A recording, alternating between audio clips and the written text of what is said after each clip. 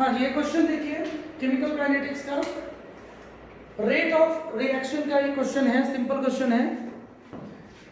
सी का जो rate of change of concentration है 1 मोल पर लीटर सेकेंड है, रिएक्शन गिवन है। Calculate rate of change of concentration of A B and D and find out reaction rate तो ऐसे questions की थ्योरी में कुछ देर पहले पढ़ा चुका हूं, ठीक है। क्या थ्योरी है उसकी? जो रिएक्शन दी हुई है, जो स्टोइकियोमेट्रिक इक्वेशन गिवन है, उन सभी का रेट इक्वल कर दिया जाता है। ये आपको पढ़ा चुका हूं पिछली क्लास में, ठीक है। सो यहां से क्या बनेगा equation? R A is equal to R B, R C is equal to R D. कोई भी केमिकल इक्वेशन हो, ऐसे क्वेश्चंस में उन सब के रेट्स इक्वल ले लेने हैं। अब ए का फॉर्मूला क्या बनेगा? ए रिएक्टेंट है, बता चुका हूं। इक्वेशन आ जाए तो जो मोल्स होते हैं इक्वेशन में, ध्यान से सुनिएगा, जो मोल्स होते हैं वो अपॉन में चले जाते हैं, D A upon D T. Negative क्यों आ रहा है? बिकॉज रिएक्टेंट्स हैं। यहां तो 1 मोल है, 1 मोल, सो यहां पे आएगा नेगेटिव 1/1 dB by dt 1 है, सो यहां पर नहीं लिख रहे हैं 1, ठीक है। C and D are products, so positive आएगा rate 1/2 dC by dt and positive 1/3 dD by dt, दीपिका दिशा by dt। क्लियर है? तो मेरी थ्योरी समझ में आ गई है। ऐसा कब कर, देखो रेट का मैं फिर आपको एक बार रिवाइज कर रहा हूं। रेट का बेसिक फंडा क्या है? ये है, rate is equal to change in concentration upon time. I already explained, okay, पहले क्लास में हो चुका है ये। तो रेट की यूनिट क्या होती है? मोल पर लीटर पर सेकेंड। याद करने की जरूरत नहीं है। रेट मीन्स क्या होता है? रिएक्टेंट्स या प्रोडक्ट्स के कंसंट्रेशन में चेंज होना, रिएक्टेंट्स या प्रोडक्ट्स के कंसंट्रेशन में चेंज होना। समझ आ रहा है? ठीक दिख रहा है? लेकिन जब इक्वेशन दिया हो, कोई भी इक्वेशन गिवन है, कोई भी इक्वेशन, तो जो मोल्स होते हैं वो अपॉन में आएंगे, अपॉन में आएंगे, अपॉन में आएंगे। रिएक्टेंट होगा तो नेगेटिव आएगा, बता चुका हूं रीजन, क्योंकि रिएक्टेंट का कंसंट्रेशन डिक्रीज होता है, रिएक्टेंट ब्रेक होता है और किस में कन्वर्ट होता है? प्रोडक्ट में कन्वर्ट होता है। बात समझ आ रही है? ठीक है, खत्म क्वेश्चन। अब कोई दम नहीं है। अब क्वेश्चन में देखिए, आपको वैल्यू किसकी गिवन है? आपको सी की वैल्यू गिवन है, ये तो सी की क्या गिवन है? dC by dt गिवन है। ध्यान दीजिएगा, dC by dt गिवन है। क्यों? क्योंकि ये क्या शो कर रहा है कि टाइम के साथ C का कंसंट्रेशन चेंज हो रहा है, जिसको हम रेट बोलते हैं। ये 1/2 क्या है? तो इक्वेशन से आया है। इक्वेशन में जो मोल्स हैं, स्टोइकियोमेट्रिक इक्वेशन में जो मोल्स हैं, ये उसकी वजह से आया है। दिख रहा है? यहां पे आएगा 2, यहां पे आएगा 1, C का 1/2 और D का 1/3, ठीक है। तो dC by dt लिखो, given that dC by dt आपको गिवन है, केवल dC by dt। ध्यान से सुनिएगा,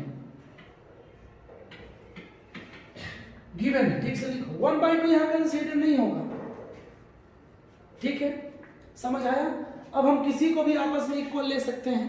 हमको A फाइंड करना है, हमको A का रेट फाइंड करना है, तो क्या करेंगे?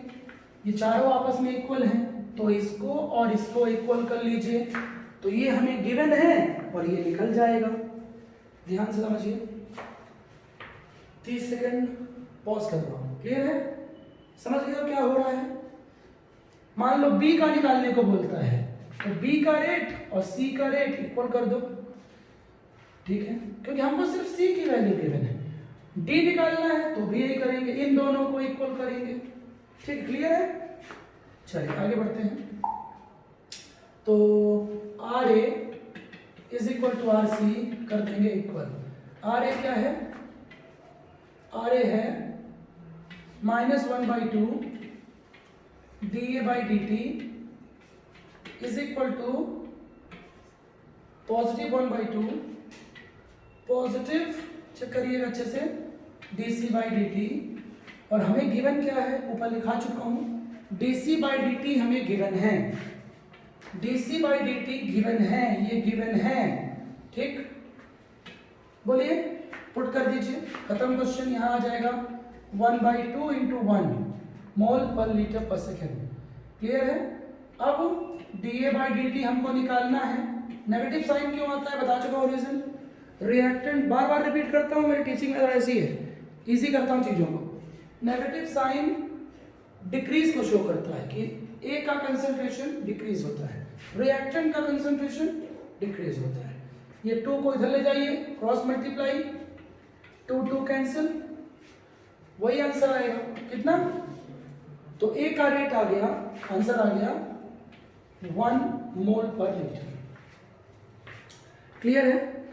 ऐसे डी का निकाल लीजिए। डी का कैसे निकालोगे, ऐश्वर्या और दीपिका को इक्वल कर दो। बी का कैसे निकालोगे, बबलू और दीपिका को इक्वल कर दो, यहां सी आएगा, सॉरी सी हमको गिवन है। आर ए और सी करेंगे तो ए निकल जाएगा, बी और सी इक्वल करेंगे तो बी निकल जाएगा। क्लियर है। और डी और सी इक्वल करेंगे तो डी निकल जाएगा। समझ में आ गया है। अब वैल्यूज पुट कर लेना है इक्वेशन देख के। ये इक्वेशन है, ये तो मान लो डी का निकालना है, तो इन दोनों को इक्वल करेंगे। किन दोनों को, इन दोनों को। ठीक है, बता रहा हूं उसको।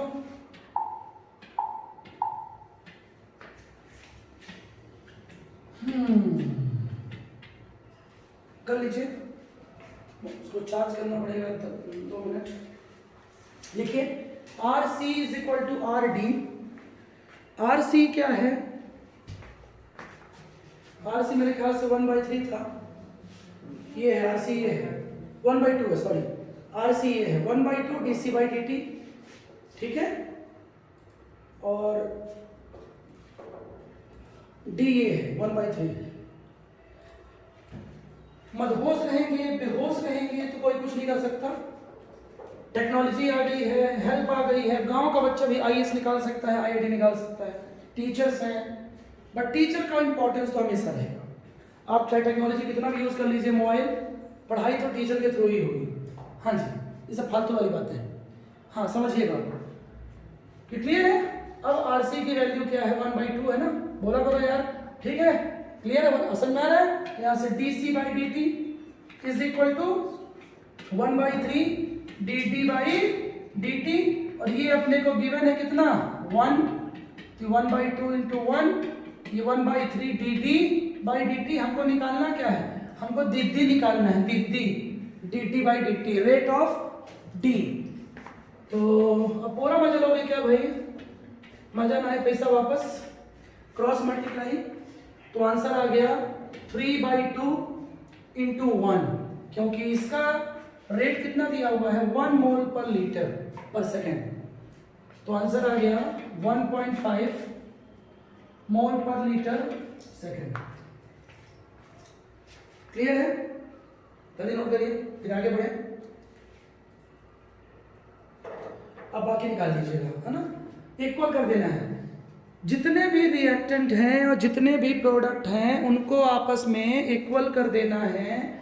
और ऐसे क्वेश्चंस देख के उनको खुश हो जाना चाहिए कि सामने प्रीति सिक्का आ गई है, कियारा, दिशा। क्लियर है, ऐसे क्वेश्चन देख के बहुत खुश, मन में अंगूर फूटने चाहिए। बिल्कुल समझ में आया। चलिए हेडिंग करिए, आगे बढ़ते हैं। Factors affecting rate of reaction. Factors affecting rate of reaction. हाँ, बहुत इजी है। रेट का बेसिक फॉर्मूला क्या है, अभिक्रिया की दर को प्रभावित करने वाले कारक। बेसिक फॉर्मूला ये है। जब इक्वेशन ना गिवन हो, बेटा इक्वेशन गिवन होगा तो ध्यान रहे 1/n आ जाएगा, मोल, मोल, मोल, नंबर ऑफ मॉलिक्यूल्स ही बोल सकते हो। ठीक है, जनरल फॉर्मूला ये है, फिर बोल रहा हूँ, फिर बोल रहा हूँ, फिर बोल रहा हूँ, फिर बोल रहा हूँ। यदि इक्वेशन गिवन है तो यहाँ पे क्या आ जाएगा 1/n। रिएक्टेंट होगा तो नेगेटिव, प्रोडक्ट होगा तो पॉजिटिव। इसके बाद ना समझ में आए तो ब्रह्मा जी भी आ जाएंगे ऊपर से कमल के फूल में बैठ के, तो कोई कुछ नहीं कर सकता। आई बात समझ में? ब्रह्मा जी भी हार मान जाएंगे और वर देने से मना कर देंगे, मतलब वरदान देने से। ठीक है, बोलेंगे पापी हट, निकल, आगे बढ़ो। हाँ जी, तो चलिए आगे बढ़ते हैं। पहला फैक्टर लिखिए, first factor nature of reactant. Easy है बहुत।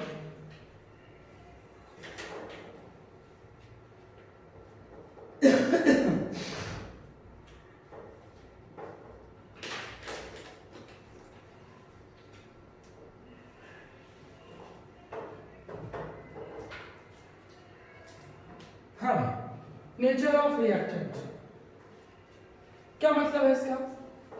जो रिएक्टेंट होता है उसके नेचर में भी डिपेंड करता है। अब नेचर का मतलब क्या है? नेचर का मतलब है, सामने लिखो bond, bonding, types of bonding in the reactant. अभिकारक में बंध की प्रकृति, बंध का प्रकार, कितने बॉन्ड्स हैं, वीक बॉन्ड्स हैं कि स्ट्रॉन्ग बॉन्ड्स हैं, ये लिख सकते हो। वीक बॉन्ड्स और स्ट्रॉन्ग बॉन्ड्स, जैसे NO और CH4। ठीक है, कोई रिएक्शन गिवन है। अब किसी रिएक्शन में मान लीजिए 4 बॉन्ड्स ब्रेक होते हैं तो वो रिएक्शन स्लो होगी। किसी रिएक्शन में 1 बॉन्ड ब्रेक होता है तो वो रिएक्शन फास्ट होगी। तो पहला फैक्टर है नेचर ऑफ रिएक्टेंट। इसका मतलब समझ गए हो, बॉन्ड पैटर्न लिख लिया, बॉन्ड पैटर्न। दूसरी बात, यदि रिएक्टेंट गैसियस स्टेज में है तो रेट ऑफ रिएक्शन फास्ट होती है, भी लिख लो।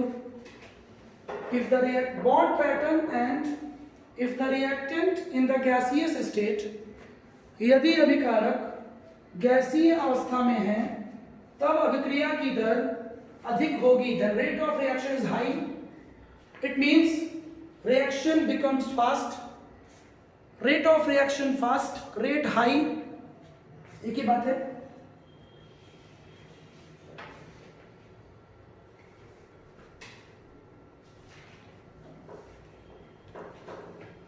नंबर 2 लिखिए, कंसंट्रेशन ऑफ रिएक्टेंट। वो तो फॉर्मूले में ही है।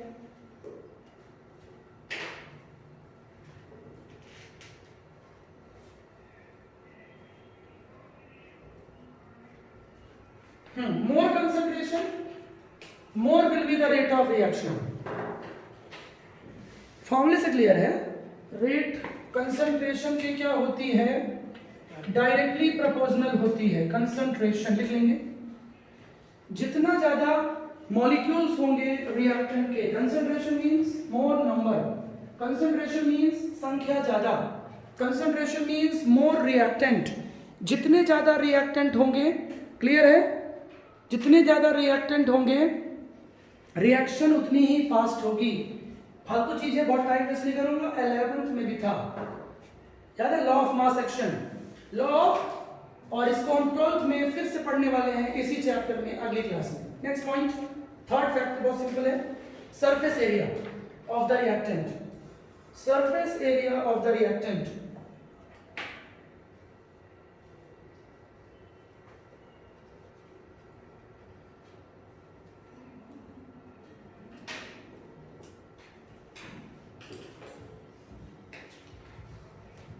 हो गया? क्या लिखे हो? क्लियर हो गया? पास समझ आ रही है तो लिखिए उसमें, more surface area, large surface area greater the value of rate of reaction. Surface area जितना ज्यादा होगा मतलब रिएक्टेंट का साइज बहुत स्मॉल है तो सरफेस एरिया ज्यादा होगा, इसीलिए रिएक्टेंट्स को रिएक्शंस में पाउडर फॉर्म में लिया जाता है।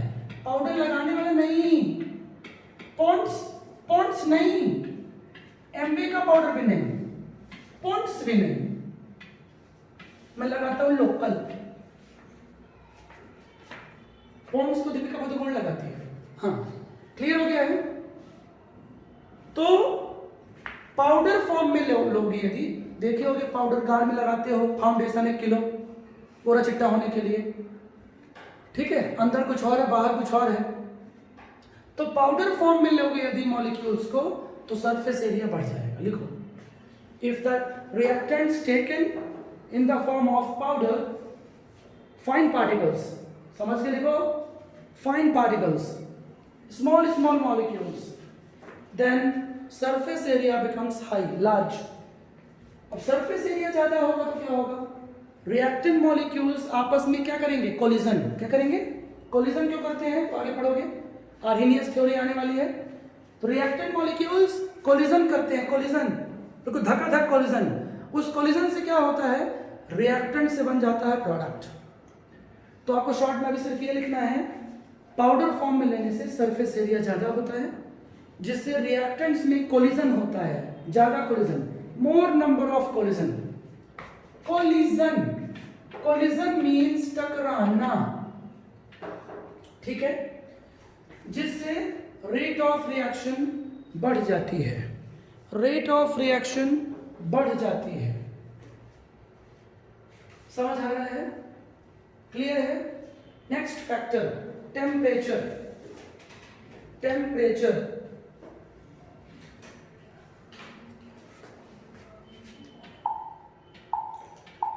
हाँ लिखिए, rate of reaction affected by temperature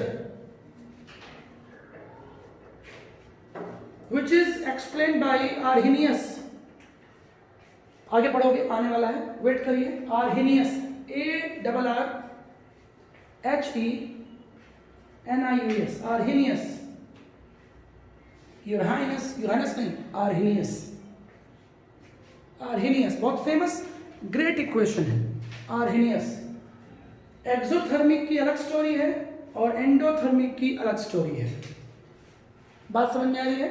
तो आर्हेनियस में पढ़ेंगे अपन, एक्सोथर्मिक में लो टेम्परेचर लिख लो, in exothermic low temperature is favourable, हम पढ़ा चुका हूं। एक्सोथर्मिक केमिस्ट्री में कहीं भी आ जाए, ऊष्मा छेपी, हीट इवॉल्व होना, एक्सोथर्मिक हमेशा टेम्परेचर क्या होना चाहिए, लो। एक्सोथर्मिक रिएक्शन के लिए temperature should be low, but for endothermic reaction temperature should be high, endothermic reaction temperature should be high, endothermic reaction temperature should be high,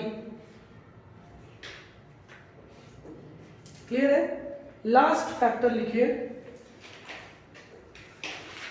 catalyst, catalyst उत्प्रेरक,